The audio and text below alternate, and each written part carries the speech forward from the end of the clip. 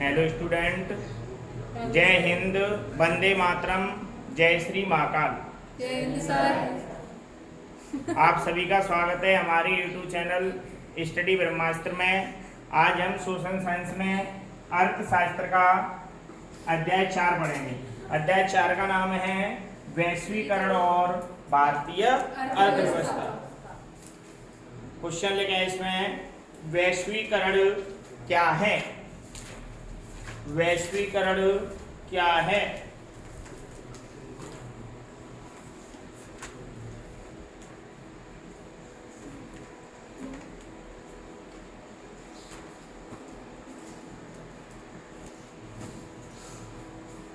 उत्तर लिखेंगे, वैश्वीकरण से तात्पर्य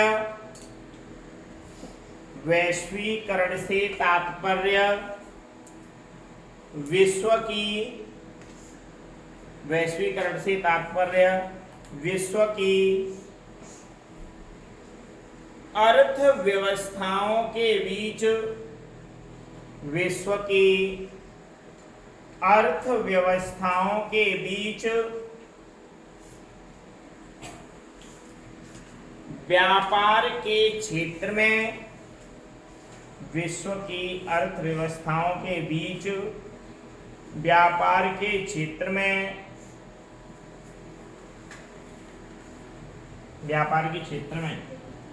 वित्त उत्पादन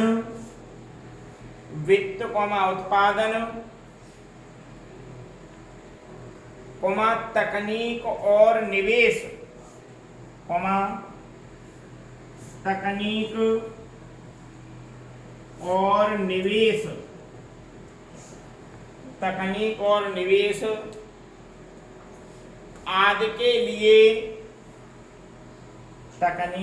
निवेश आदि के लिए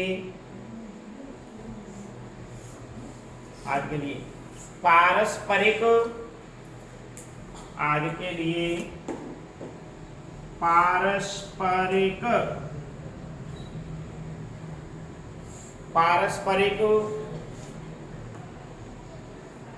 बातचीत और व्यवहार करना है। पारस्परिक बातचीत और व्यवहार करना है।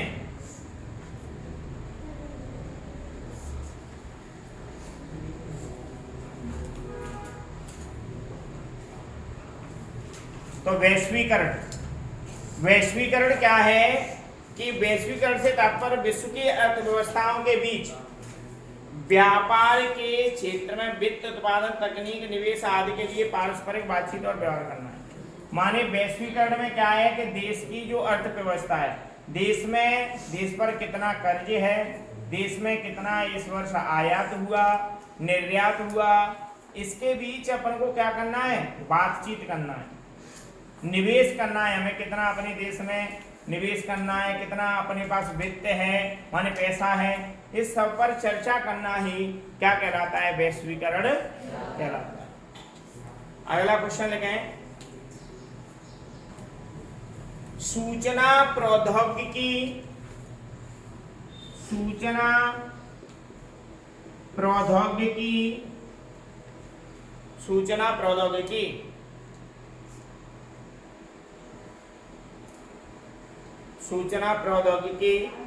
वैश्वीकरण से कैसे जुड़ी हुई है?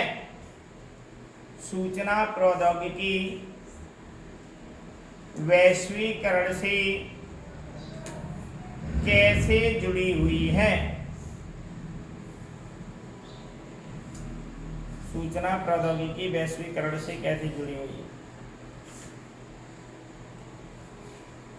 आगे लिखो क्वेश्चन में, क्या सूचना प्रौद्योगिकी के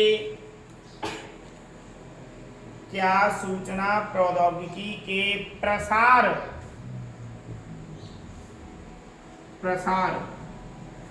सूचना प्रौद्योगिकी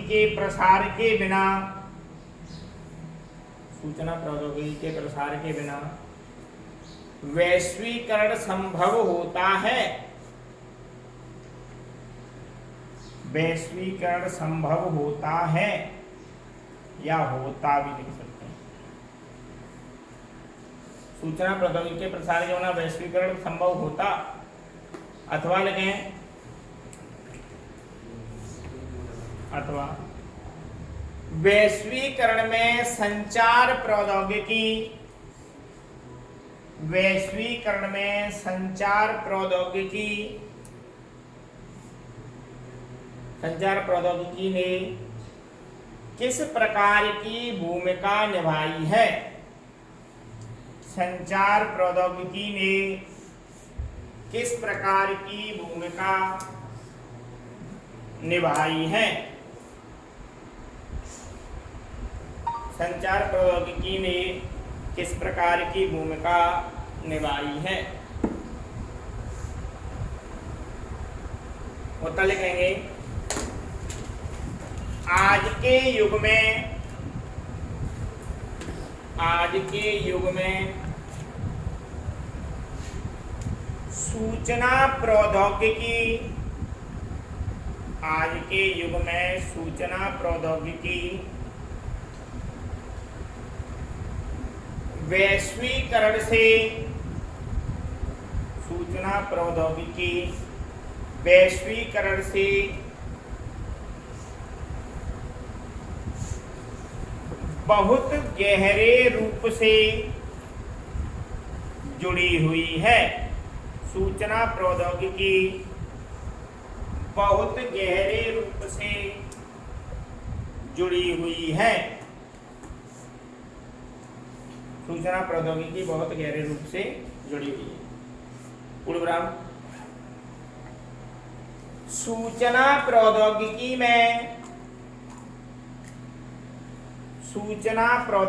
में तेजी से परिवर्तन हुआ है। सूचना प्रौद्योगिकी में तेजी से परिवर्तन हुआ है, जिसके कारण संपूर्ण विश्व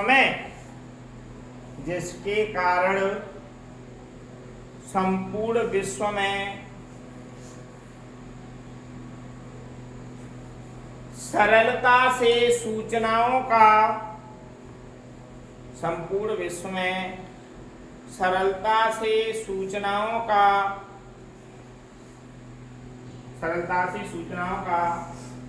आदान प्रदान किया जा रहा है।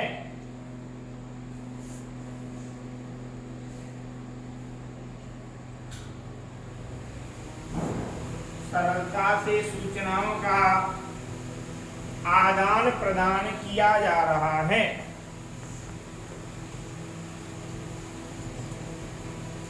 आगे लिखें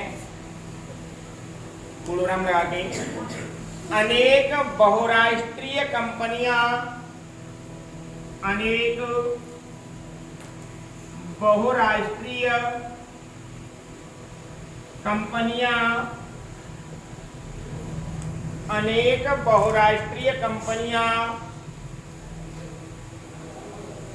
भारत जैसे विकासशील देशों में, अनेक बहुराष्ट्रीय कंपनियां भारत जैसे विकासशील देशों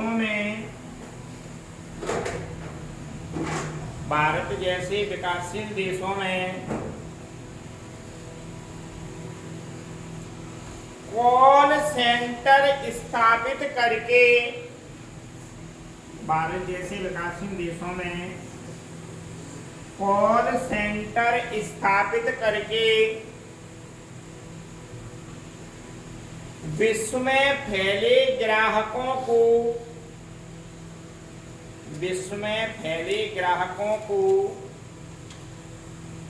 जानकारी प्रदान कर रही हैं। विश्व में फैले ग्राहकों को जानकारी प्रदान कर रही हैं।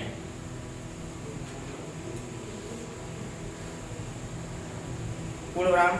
इसलिए सभी बहुराष्ट्रीय इसलिए सभी बहुराष्ट्रीय कंपनियां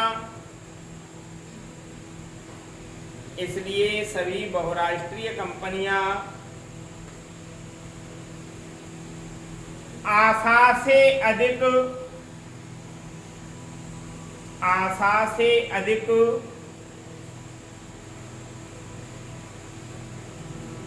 लाभ अर्जित कर रही हैं, आशा से अधिक पैसे कमा रही हैं। ऐसे भी लिख सकते हैं, या तो आप लिख सकती हैं लाभ अर्जित कर रही हैं या पैसे कमा रही हैं। पूर्वनाम आज के समय में सूचना प्रौद्योगिकी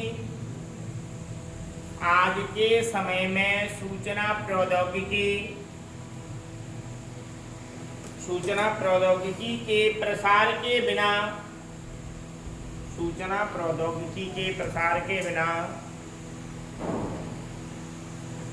वैश्वीकरण संभव नहीं है। सूचना प्रौद्योगिकी के प्रसार के बिना वैश्वीकरण संभव। अगला क्वेश्चन लेके पहले इसे समझ लो आप। क्वेश्चन था आपका, सूचना प्रौद्योगिकी वैश्वीकरण से कैसे जुड़ी हुई है? क्या सूचना प्रौद्योगिकी के प्रसार के बिना वैश्वीकरण संभव है? मतलब है कि जो सूचना प्रौद्योगिकी है वैश्वीकरण से कैसे जुड़ी हुई है? सूचना प्रौद्योगिकी माने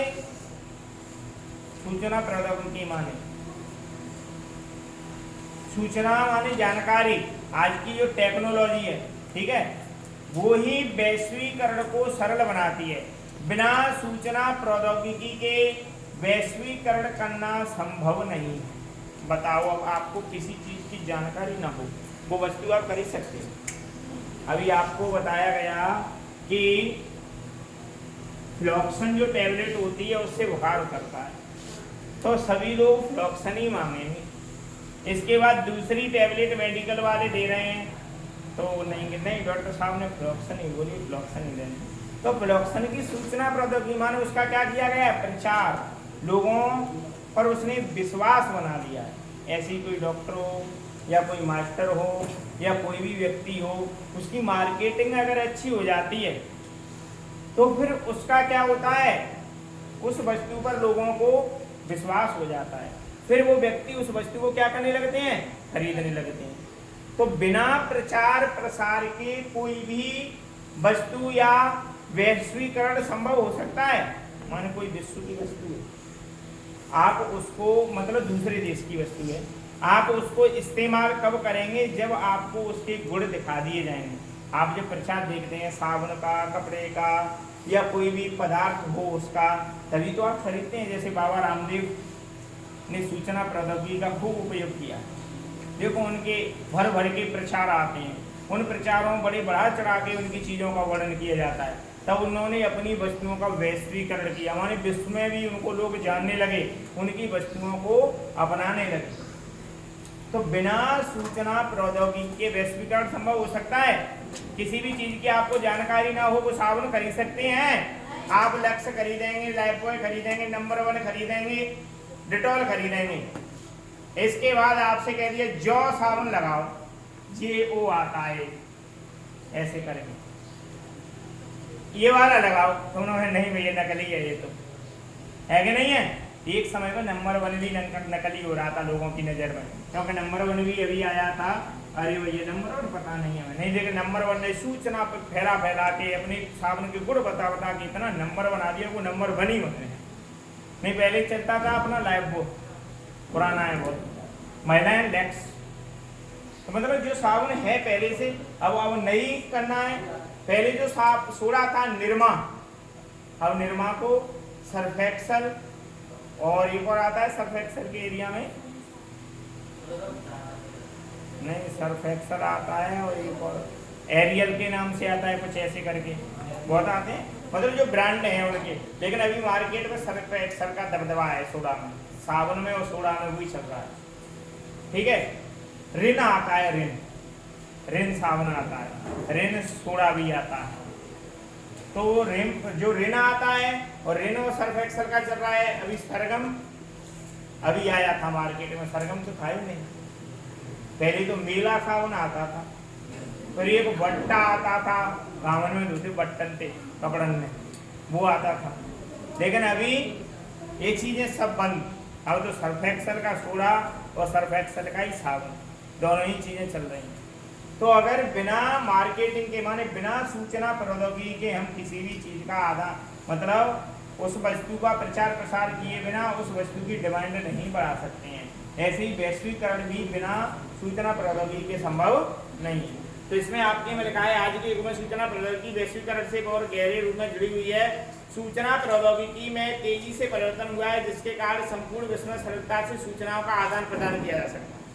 हम संपूर्ण विश्व की जानकारी किसके माध्यम से प्राप्त करते हैं? सूचना प्रौद्योगिकी। रेडियो पर समाचार आते थे, आज दूरदर्शन पर आ रहे हैं। पहले श्रव्य माध्यम अधिक थे सूचनाओं को सुनने के, आए तो दृश्य और श्रव्य दोनों ही हैं। टेलीविजन पर हम खबरों को देखते भी हैं और सुनते भी हैं, तो इससे हमें ज्यादा आकर्षक लगने लगती हैं, जिसके कारण संपूर्ण विश्व में सरलता से सूचनाओं का आदान प्रदान हो रहा है। विभिन्न बहुराष्ट्रीय कंपनियां भारत जैसे विकसित देशों में कॉल सेंटर स्थापित करके विश्व में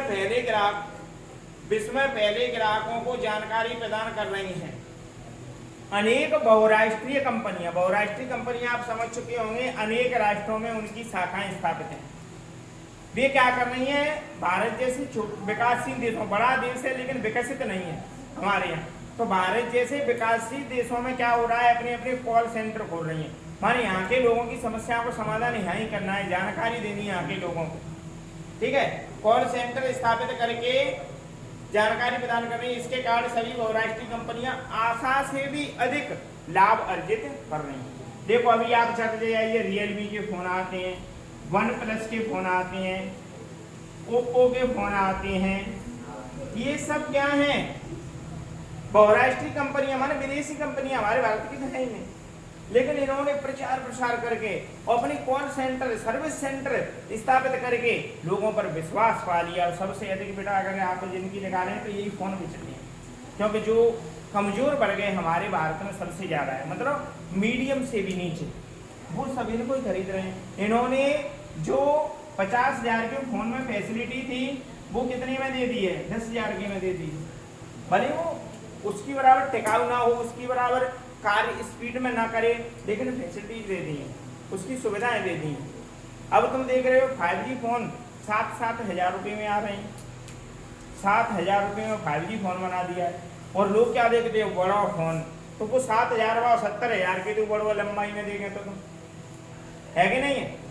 तो इन्होंने क्या कर दिया है? मार्केट पर अपने अपने कॉल सेंटर स्थापित करके मार्केट पर दबदबा बना दिया है। इसलिए आशा से भी अधिक धन अर्जित कर रहे हैं, आशा से भी अधिक पैसे कहां से कमा रहे हैं? भारत से कमा रहे हैं। अगला क्वेश्चन देखो, देशों के बीच उत्पादन को संगठित करने में, देशों के बीच उत्पादन को संगठित करने में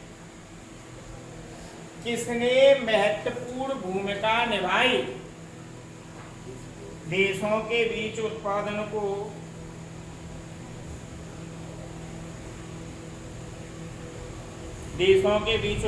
को संगठित करने में किसने महत्वपूर्ण भूमिका निभाई? हेलो, हाँ हाँ, देशों के बीच उत्पादन को संगठित करने में किसने महत्वपूर्ण भूमिका निभाई? उत्तर लिखें, देशों के बीच उत्पादन को संगठित करने में, देशों के बीच उत्पादन को संगठित करने में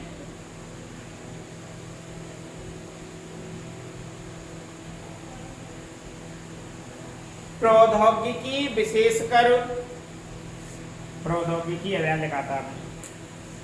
देशों के बीच उत्पादन को संगठित करने में प्रौद्योगिकी, विशेषकर सूचना प्रौद्योगिकी ने, विशेषकर सूचना प्रौद्योगिकी ने एक बड़ी भूमिका निभाई है। विशेषकर सूचना प्रौद्योगिकी ने एक बड़ी भूमिका निभाई है।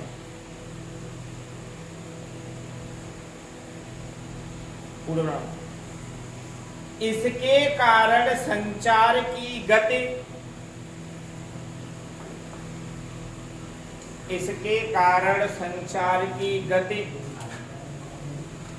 तेज हो गई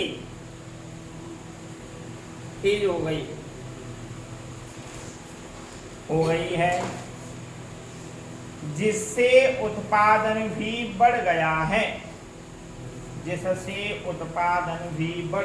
है।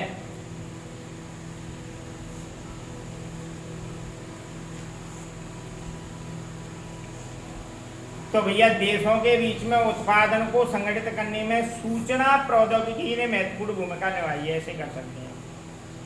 इससे क्या हो गया है, इसके कारण संचार की जो गति है क्या हो गई है, माने प्रचार की जो गति है क्या हो गई है, तेज हो गई है, जिससे उत्पादन भी बढ़ गया है। अब देखो, आप कोई चीज अपने देश की है, उसके बाद आपको दूसरे देश की बनानी है, तो आप उस देश के कपड़ा पहनावा देखेंगे कि ये कपड़े कैसे हैं, तो आप गूगल पे सर्च करके देख सकते हैं। तो आपको अगर वो पसंद आएंगे तो आप यहाँ भी मंगवा सकते हैं।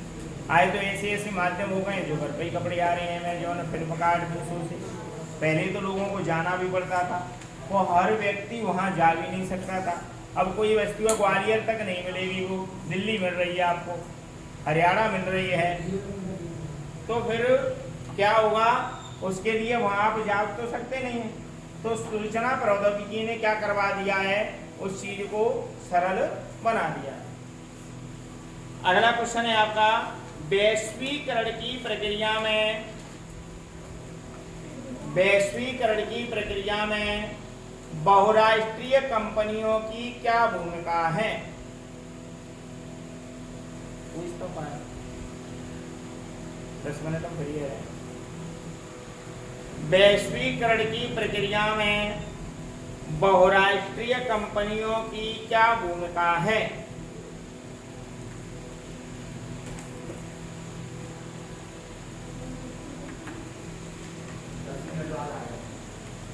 वैश्वीकरण की प्रक्रिया में बहुराष्ट्रीय कंपनियों की क्या भूमिका है? उत्तर लिखें।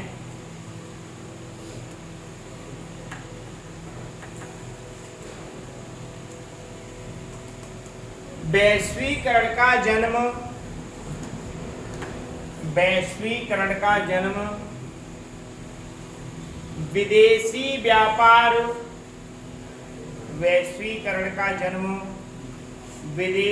व्यापार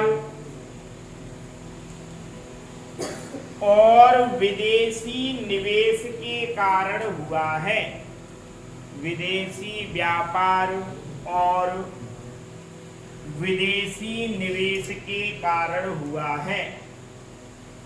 विदेशी व्यापार और विदेशी निवेश के कारण हुआ है।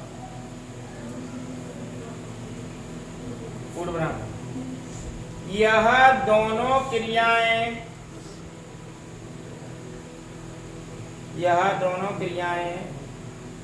अधिकतम बहुराष्ट्रीय कंपनियों द्वारा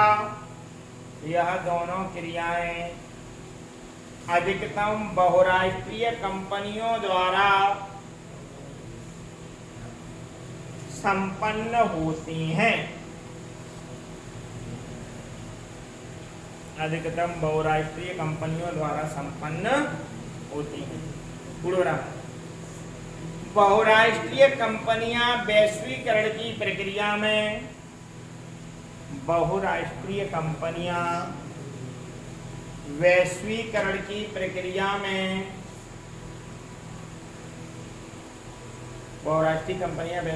प्रक्रिया में प्रमुख भूमिका निभाती हैं। वैश्वीकरण की प्रक्रिया में प्रमुख भूमिका निभाती हैं।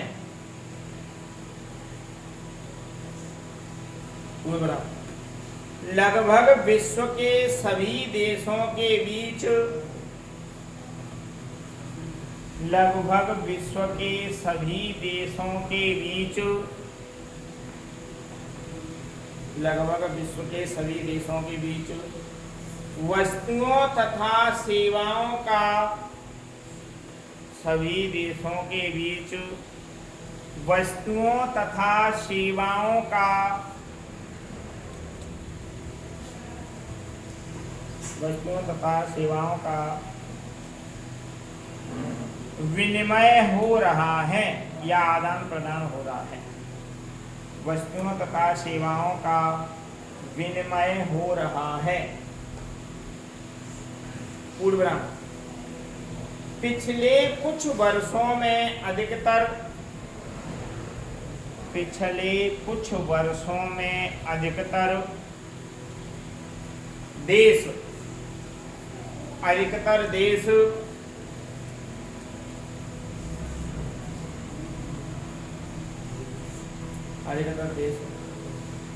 एक दूसरे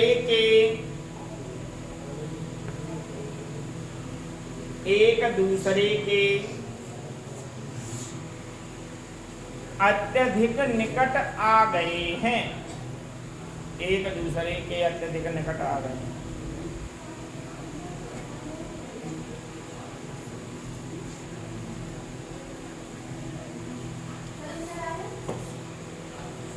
एक दूसरे के अत्यधिक निकट आ गए हैं।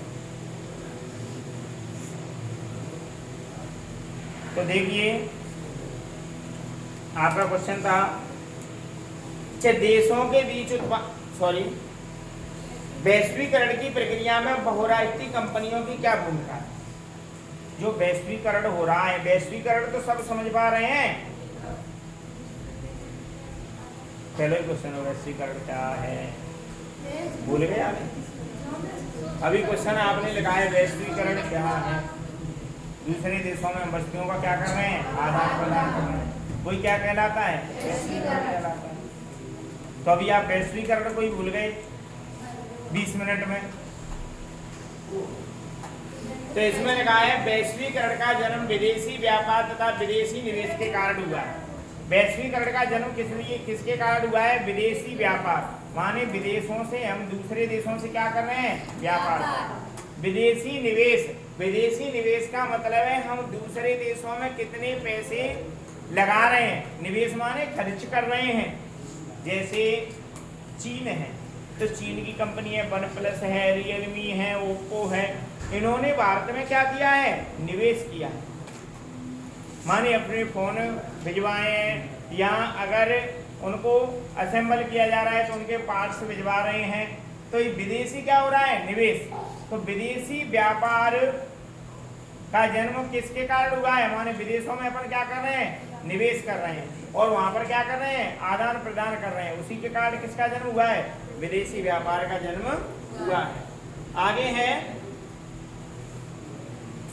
बहुराष्ट्रीय कंपनियां वैश्वीकरण की प्रक्रिया में प्रमुख भूमिका निभाती हैं। और बहुराष्ट्रीय कंपनियां मतलब अनेक राष्ट्रों में उनके क्या हैं, शाखाएं हैं। अनेक राष्ट्रों में उनकी फैक्ट्रियां लगी हुई हैं। ये क्या करती हैं, विदेशीकरण को माने वैश्वीकरण को बढ़ावा देती है। आगे है लगभग विश्व के सभी देशों के बीच तथा सेवाओं का विनिमय हो रहा है। लगभग विश्व के जितने भी देश हैं एक दूसरे से क्या कर रहे हैं, वस्तुओं का आदान प्रदान कर रहे हैं। माने सेवाओं का क्या कर rहे हैं, विनिमय कर रहे हैं। इससे क्या हुआ है, वैश्वीकरण संभव हुआ। अगला क्वेश्चन है वैश्वीकरण का प्रभाव, वैश्वीकरण का प्रभाव एक समान नहीं है। वैश्वीकरण का प्रभाव एक समान नहीं है।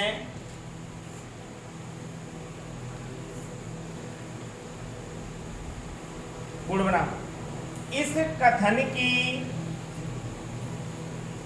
वैश्वीकरण का प्रभाव एक समान नहीं है, इस कथन की अपने शब्दों में व्याख्या कीजिए। इस कथन की अपने शब्दों में व्याख्या कीजिए।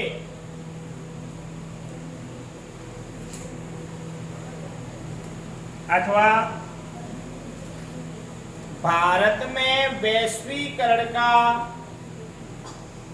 अथवा भारत में वैश्वीकरण का प्रभाव लिखिए, अथवा भारत में वैश्वीकरण का प्रभाव लिखिए। उत्तर लिखें। वैश्वीकरण के फलस्वरूप, वैश्वीकरण के फलस्वरूप धनी वर्ग, वैश्वीकरण के फलस्वरूप धनी वर्ग के उपभोक्ताओं को लाभ हुआ है। धनी वर्ग के उपभोक्ताओं को लाभ हुआ है। धनी वर्ग के उपभोक्ताओं को लाभ हुआ।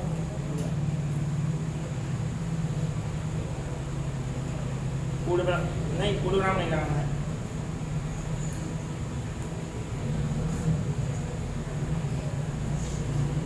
इसके कारण ये लोग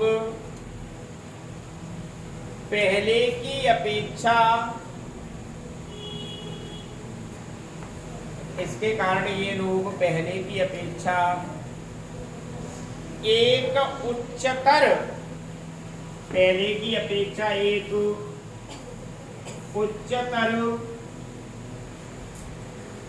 उच्चतर जीवन स्तर का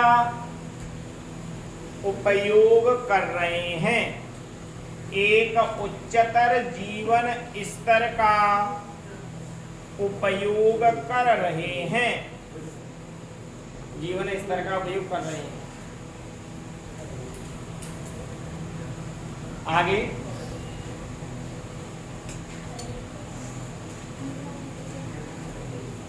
पूर्णविराम। दूसरी ओर इसके कारण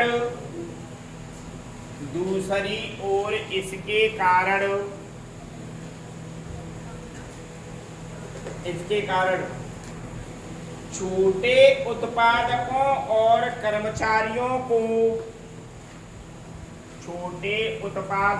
और कर्मचारियों को अनेक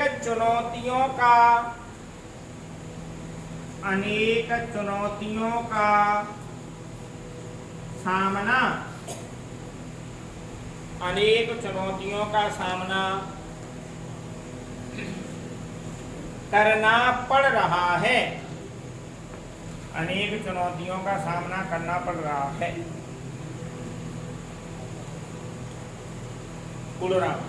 शिक्षित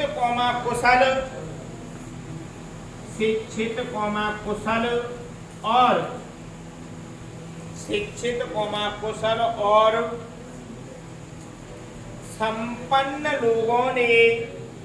और संपन्न लोगों ने वैश्वीकरण से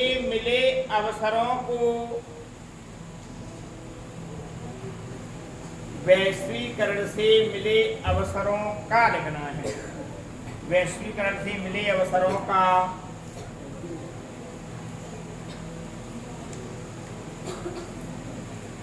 अत्यधिक प्रयोग किया है।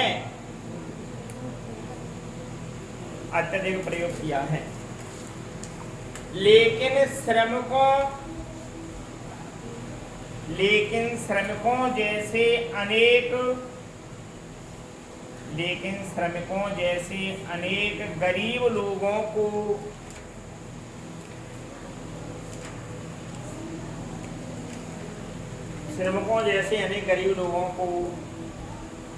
लाभ प्राप्त नहीं हुआ है।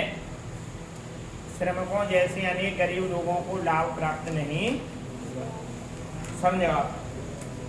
वैश्वीकरण का प्रभाव एक समान नहीं है। या भारत में वैश्वीकरण का प्रभाव लिखिए। मानिए जो वैश्वीकरण है सभी जगह एक समान नहीं। भारत में हमें वैश्वीकरण की प्रक्रिया बताओ। तो वैश्वीकरण के फलस्वरूप धनी वर्ग के उपभोक्ताओं को लाभ हुआ है, परिणाम इसके कारण ये लोग पहले की अपेक्षा एक उच्चतर जीवन स्तर का उपयोग कर रहे हैं। वैश्वीकरण के कारण क्या हुआ है, जो पैसे वाले लोग हैं उनको अत्यधिक लाभ हुआ है। इसके कारण ये क्या कर रहे हैं, ये उच्चतम जीवन स्तर व्यतीत कर रहे हैं। ऐसा क्यों? देखो, जिनके पास पैसा होगा वही क्या करेगा, विदेशों में से आदान प्रदान कर सकता है। आप और हम कर सकते हैं? नहीं कर सकते। क्या अत्यधिक पैसा होगा वही तो करेगा। तो जो विदेशों में निवेश करेगा, वहाँ से वस्तुओं में को पैसा लगाएगा या फिर वहाँ से खरीदेगा, आदान प्रदान जो करेगा, उससे क्या होगा, उसको अत्यधिक लाभ होगा। तो वैश्वीकरण से जो उपभोक्ता माने पहले के फलस्वरूप जो धनी वर्ग हैं और धनी हो गए हैं, माने उनके पास पैसा अधिक आ गया है। दूसरी ओर इसके कारण छोटे उत्पादकों और कर्मचारियों को अनेक चुनौतियों का सामना करना पड़ता है। और वैश्वीकरण के कारण जो गरीब वर्ग है उसको बहुत हानि हुई है।